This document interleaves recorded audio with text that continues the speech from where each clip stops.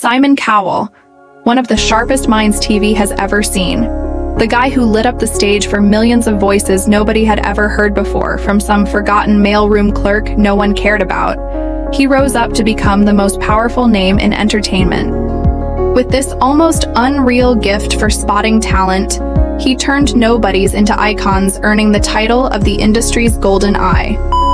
For over 20 years straight, he defined what real television power looked like, fueling millions of musical dreams, becoming the symbol of ruthless standards and peak broadcasting. Simon Cowell, the genius behind American Idol and The X Factor, shows that gave birth to a whole generation of global superstars.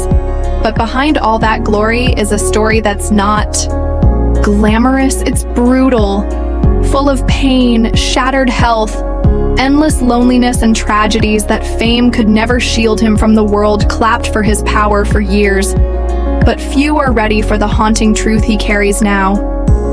Battling shadows, so heavy that even his insane fortune can't erase them. Before we dive in, if those shows ever made you laugh, cry, or believe in someone chasing their dream, hit that like button as a tribute to a man who gave up his life to light the way for others, because behind the thunder of global fame is the cold, cruel truth. Simon Cowell's first stage wasn't lit up by spotlights. It was drenched in silence. The silence of a kid starved of affection, born in 1959 in Lambeth, London. He grew up in Elstree, Hertfordshire, a town that looked polished on the outside, but at home, everything was fractured. His mom, Julie Brett, a ballet dancer, a socialite, elegant, untouchable, but cold, distant, and his dad, Eric Seelig, Philip Cowell, a music exec and property guy, measured love in discipline and success, but never in warmth. Years later, Simon would admit, with raw honesty, "My dad never once said, 'I'm proud of you,' even when I needed it the most."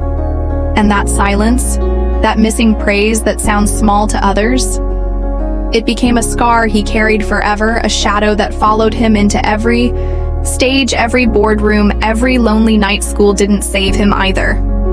At Radlett Preparatory and then Dover College, he wasn't the star kid his parents expected. He was restless, clashing with authority, failing to meet their standards.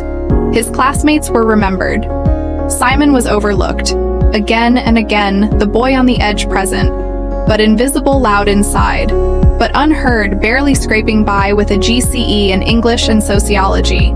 He left not with relief, but with the crushing weight of disappointment in his family's world.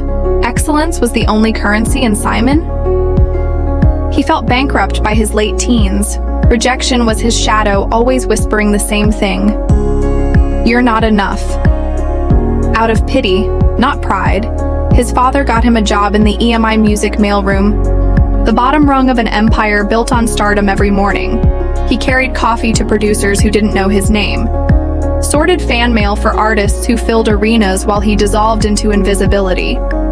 I was invisible in a world obsessed with the spotlight.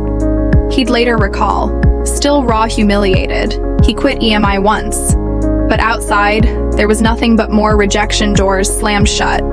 Confidence collapsed until, broken, he crawled back to that same mailroom he hated back then.